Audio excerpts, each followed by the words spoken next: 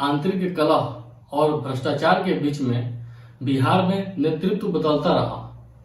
3 साल के लिए सीएम रहे बिंदेश्वरी दुबे, लगभग 1 साल भागवत झा आजाद, 9 महीने सत्येंद्र नारायण सिंह और आखिर में 3 महीने जगन्नाथ मिश्रा।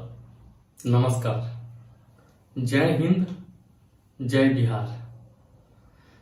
जैसा कि हमने पिछले 2 वीडियो में बिहार के इतिहास के बारे में बात किया, उसी श्रेणी को हम आगे बढ़ाते हैं। तो चलिए शुरू करते हैं। इस बीच प्रदेश में विपक्ष की स्थिति बदल रही थी।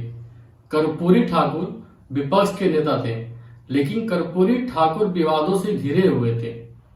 भीषण जाति के विभाजन की लकीरें कुछ ऐसी थी, यादव को कर्पूरी ठाकुर मंजूर नहीं थे।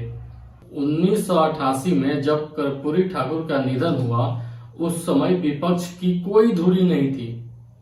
जब देवीलाल और शरद यादव ने लालू प्रसाद का नाम तय किया। लालू प्रसाद यादव अब विपक्ष के नेता थे। उस समय सत्येंद्र नारायण सिंह के कार्यकाल के दौरान अक्टूबर 1989 में भागलपुर में भयंकर दंगे भड़के। 2 महीने तक हिंसा और आगजनी चलती रही। बहुत सारे लोगों ने अपनी जान गंवा दी, घर बार गंवा दिए। सत्यनारायण सिंह को हटाकर कांग्रेस ने जगन्नाथ मिश्रा को सीएम बनाया। हालांकि सत्येंद्र नारायण सिंह ने जब अपनी जीवनी लिखी, उसमें अपने कांग्रेसी साथियों को ही दंगे का मुख्य आरोपी बताया था। केंद्र में एक बार फिर कांग्रेस सत्ता से बेदखल हो गई और जनता पार्टी के नेतृत्व में नेशनल फ्रंट की सरकार बनी और बीपी सिंह प्रधानमंत्री बनते ही बीपी सिंह मंडल कमीशन के आरक्षण संबंधित सिफारिश को लागू करने का निर्णय लिया। उसके बाद देश में आग सी लग गई। बिहार में इस दौरान अगड़ी और पिछड़ी जातियों में भीषण खून खराबा हुआ। वैसे 1972 के विधानसभा चुनाव के बाद बिहार में पिछड़ी जाति के विधायकों की संख्या बढ़ने लगी थी, लेकिन 1990 में पिछड़ी जाति के विधायकों की संख्या अगड़ी जाति से अधिक हो गई। 121 सीटों के साथ जनता दल सबसे बड़ा दल बनकर उभरा। वही कांग्रेस 71 सीटों पर ही सिमट गई। मुख्यमंत्री उम्मीदवार के तौर पर लालू यादव तत्कालीन उप प्रधानमंत्री देवीलाल के पसंद थे। बीपी सिंह रामसुंदर दास का समर्थन कर रहे थे, तो चंद्रशेखर के पसंद थे रघुनाथ झा। उस समय लालू प्रसाद की छवि गद्दावर नेता की नहीं थी, बल्कि उन्हें हंसी मजाक के लिए जाना जाता था। लेकिन जब विधायक दल नेता का चुनाव हुआ, तो नीतीश कुमार, जगदानंद जैसे युवा नेताओं की टोली लालू के समर्थन में ही रही। लालू प्रसाद को 58 वोट मिले, राम सुंदर दास को 54 वोट मिले और रघुनाथ झा को 14 वोट मिले। आजादी के बाद बिहार में कुल 24 मुख्यमंत्री हो चुके थे, लेकिन श्री कृष्ण बाबू के अलावा कोई भी 5 साल पूरे कार्यकाल नहीं कर पाया था। मुख्यमंत्री बनते ही लालू प्रसाद ने जनता के बीच शपथ ग्रहण करने का फैसला लिया। 10 मार्च 1990 को राजभवन नहीं, बल्कि पटना गांधी मैदान में शपथ ग्रहण हुआ। जयप्रकाश गोलंबर पर राज्यपाल यूनुस सलीम ने लालू प्रसाद को बिहार का 25वां मुख्यमंत्री की शपथ दिलाई। शुरुआती दिनों में लालू प्रसाद ने मुख्यमंत्री आवास जाने से मना कर दिया और वेटनरी कॉलेज कंपाउंड में चपरासी के तौर पर काम कर रहे अपने भाई के एक कमरे के घर में रहा करते थे और उसी कंपाउंड के बाहर मैदान में अपने कैबिनेट की मीटिंग किया करते थे। मुख्यमंत्री बनने के बाद लालू प्रसाद यादव का पहला निर्णय था स्पीड ब्रेकर को हटाना। दरअसल ग्वाले जब दूध बेचने निकलते थे, तो स्पीड ब्रेकर पर दूध छलक कर गिर जाता था। सुनने में यह सामान्य सा फैसला लालू की सियासत का कई रंग समेट रहा था। लालू प्रसाद एक ऐसा सपना थे जिसे बिहार के दबे कुचले लोग खुली आंखों से देख रहे थे। वो पिछड़ों के सकारात्मक और आक्रामक प्रतिनिधि थे, या यूं कहें आम बिहारी के प्रतिनिधि थे। मार्च 1990 में लालू प्रसाद बिहार के मुख्यमंत्री बने और उसी साल सितंबर में अयोध्या राम मंदिर निर्माण के लिए लाल कृष्ण आडवाणी रथ यात्रा पर निकले। हालांकि उस समय केंद्र में बीपी सिंह की सरकार थी जो बीजेपी के समर्थन से हासिल था। कहते हैं लालू ने बिहार आने से पहले ही आडवाणी से मिले और कहा कि बिहार में रथ यात्रा मत निकालिए, लेकिन आडवाणी नहीं माने। आडवाणी ने धनबाद से लेकर समूचे बिहार का दौरा किया। जब रथ यात्रा पटना पहुंची तो जन सैलाब उमड़ आया। आडवाणी के रथ यात्रा पर सांप्रदायिक समानता बिगाड़ने का आरोप लग रहे थे। उस वक्त के प्रधानमंत्री बीपी सिंह यात्रा रोकने के पक्ष में नहीं थे, लेकिन लालू को अपने राज्य में इस रथ यात्रा पर बहुत एतराज था और आडवाणी के रथ यात्रा को रोकने के लिए निर्णय ले चुके थे। आडवाणी जब पटना से समस्तीपुर के लिए रवाना हुए तब तक समस्तीपुर में प्रशासनिक आमला आडवाणी को गिरफ्तार करने की तैयारी कर चुकी थी। बाद में पता चला इस गिरफ्तारी में बीपी सिंह सरकार की मंजूरी थी। इसके बाद ही केंद्र में बीपी सिंह की सरकार गिर गई। लालू प्रसाद यादव जब मुख्यमंत्री बने तो बिहार में बहुत कुछ बदल गया। जनता दरबार लगने लगे, लोग फरियाद लेकर बड़ी संख्या में आते थे, सबका आवेदन लिया जाता था। लालू का अंदाज ऐसा था कि लोग मंत्रमुग्ध रहते थे। लालू दफ्तर में बैठकर सरकारी फाइलों के बीच काम करने वाले व्यक्ति नहीं थे। उनकी कार्यशैली बेहद दिलचस्प थी। सबसे दिलचस्प कार्यशैली उनका कैमरा था, जिसे हाथ में लिए रात रात भर जगकर सड़कों पर काम करवाते थे और साथ में कैमरा में रिकॉर्ड भी करते थे। लालू प्रसाद यादव ने तो एक समय गरीब बच्चों का बाल कटवाने और नहलाने का भी कार्य किया। लोकप्रिय प्रयोग और चटपटी शैली के साथ ही लालू की चरण वंदना शुरू हो गई। उनके ऊपर किताबें लिखी गई, कविताएं लिखी गई। लालू प्रसाद को ये तारीफ बहुत अच्छा लगता था। 1993 में तो 8वीं कक्षा के पाठ्यक्रम में लालू प्रसाद की जीवनी को भी शामिल कर लिया गया था। ऐसा इतिहास में पहली बार हुआ कि किसी जीवित मुख्यमंत्री की जीवनी पाठ्य पुस्तक में शामिल हुई हो। 1992 में जब सुप्रीम कोर्ट ने मंडल कमीशन के प्रस्तावित आरक्षण की मंजूरी दी तो लालू प्रसाद ने बिना देरी किए तुरंत लागू कर दिया। लेकिन इसका सबसे बड़ा फायदा यादवों को दिए जाने के कारण बाकी जातियों में असंतुष्टि फैलने लगी, खासकर कुर्मियों में। नीतीश कुमार बिहार के सबसे बड़े कुर्मी नेता थे। लगभग 1 साल तक लालू के निर्णय को चुप्पी से सहन किया, लेकिन सरकार में रहते हुए सरकार की आलोचना करना शुरू कर दी। फरवरी 1994 में गांधी मैदान के अंदर कुर्मी चेतना रैली का आयोजन हुआ।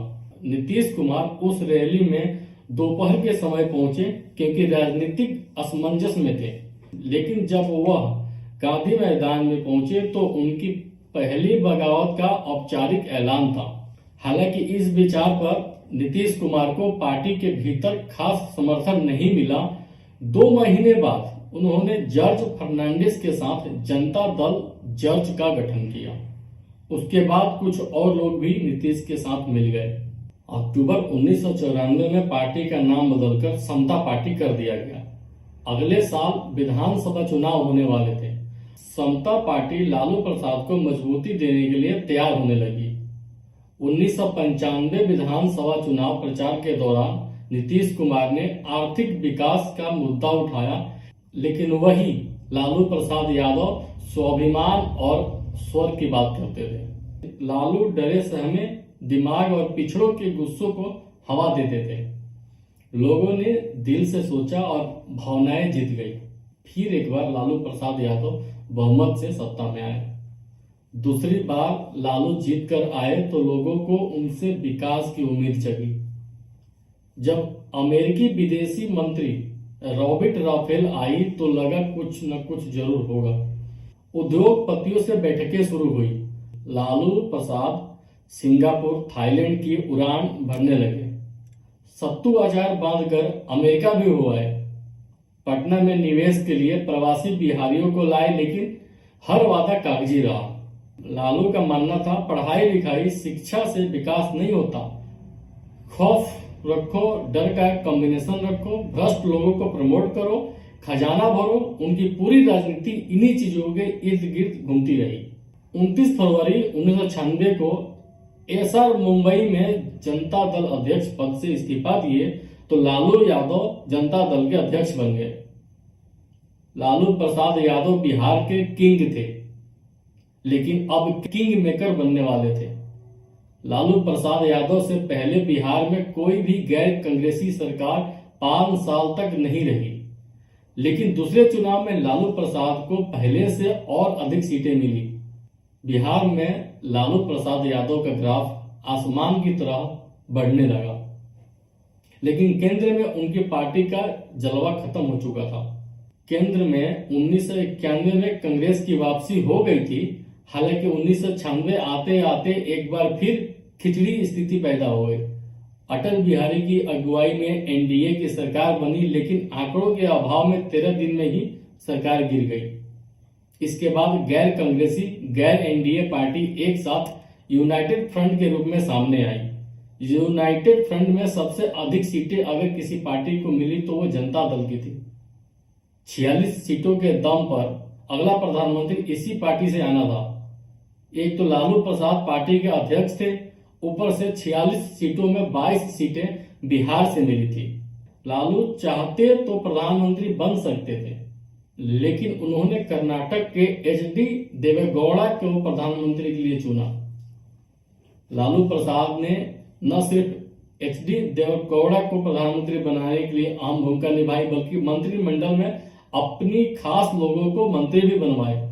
राजनीति में लालू यादव का रसूख और रुतबा निरंतर बढ़ रहा था, लेकिन जिस दौर में लालू यादव का दबदबा शिखर पर था, उसी दौर में बिहार की भूमि पर एक बड़ा विवाद जन्म ले रहा था।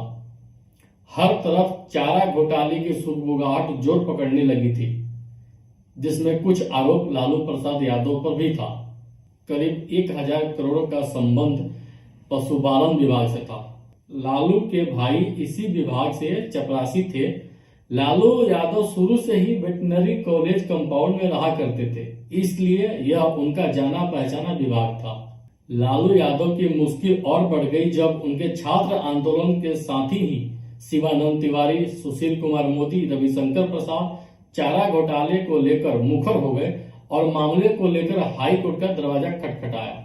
लालू यादव अब तक बिहार के जननायक के तौर पर उभर रहे थे, पर चारा घोटाले की आंधी उठी और अचानक उनकी छवि इस बवंडर में तिनके की तरह बिखर गई। चारा घोटाला एक घोटाला था जिसमें फर्जी बिलों पर करोड़ों की हेराफेरी हुई। इसमें नेता से लेकर अधिकारी, पक्ष से लेकर विपक्ष, एक एक करके नाम खुल रहे थे, लेकिन सबसे बड़ा नाम था लालू प्रसाद यादव का। जून 1997 में सीबीआई ने लालू प्रसाद यादव के खिलाफ चार्जशीट दाखिल कर दी। लालू प्रसाद यादव अपनी गलती मानने को तैयार नहीं थे। इससे अपने खिलाफ साजिश बता रहे थे, लेकिन सीबीआई टीम गठित कर चुकी थी। कोलकाता के यूएन विश्वास की अगुवाई में लालू से पहली पूछताछ जनवरी 1997 में हुई। इस बीच लालू ने केंद्र में इंद्र कुमार गुजराल की सरकार पर दबाव बनाने की प्रयास किए। हालांकि इंद्र कुमार गुजराल को लालू ने ही राज्यसभा के मंत्री बनाए थे, लेकिन सीबीआई की कार्रवाई अदालत की निगरानी में चल रही थी। राजनीतिक तौर पर इसे प्रभावित करने की गुंजाइश नहीं थी। अब पार्टी के अंदर ही मांग उठने लगी कि लालू जनता दल के अध्यक्ष से इस्तीफा दे। लाख कोशिश की गई, लेकिन लालू नहीं माने। लालू की न मानने की जिद की वजह से पार्टी के नेताओं ने संगठनात्मक चुनाव की तारीख तय की 7 जुलाई 1997। अब तक लालू का समर्थन कर रहे शरद यादव ने लालू के खिलाफ ही अध्यक्ष पद के लिए चुनाव लड़ने का ऐलान कर दिया। जब लालू इन मुसीबत में फंसे तो अपने वफादारों के साथ मिलकर चुनाव का बहिष्कार कर दिया, लेकिन आखिर में शरद यादव अध्यक्ष बन गए। 5 जुलाई 1997 को लालू यादव ने नई पार्टी बनाई, राष्ट्रीय जनता दल। पार्टी बनाने के बाद लालू यादव की मुसीबत कम नहीं हुई और चारा घोटाले में पटना हाई कोर्ट का रुख सख्त होता जा रहा था। सीबीआई ने लालू के खिलाफ गैर जमानती वारंट लागू कर दिया। इसके बाद सीबीआई लालू की गिरफ्तारी की तैयारी करने लगी। चूंकि बिहार में ही नहीं पूरे राष्ट्र में लालू की लोकप्रियता इतनी बड़ी थी कि तत्कालीन सीबीआई चीफ यूएन विश्वास ने भारतीय सेना की मदद लेने की बात कह दी। लालू नहीं चाहते थे कि किसी भी स्थिति में जेल में जाए ताकि बिहार की कमान किसी और के हाथ में ना चला जाए। चारों तरफ से घिरता हुआ देखकर लालू ने 21 जुलाई 1997 को विधायक दल की बैठक बुलाई। इस बैठक में लालू ने चारा घोटाले में गलत तरीके से खुद को फंसाने की बात कही और सहानुभूति बटोरने की कोशिश की। उसके तुरंत बाद ही ऐसा दांव खेला जिसका अंदाजा किसी को भी नहीं था और अपनी पत्नी राबड़ी देवी को मुख्यमंत्री बनाने की घोषणा कर दी।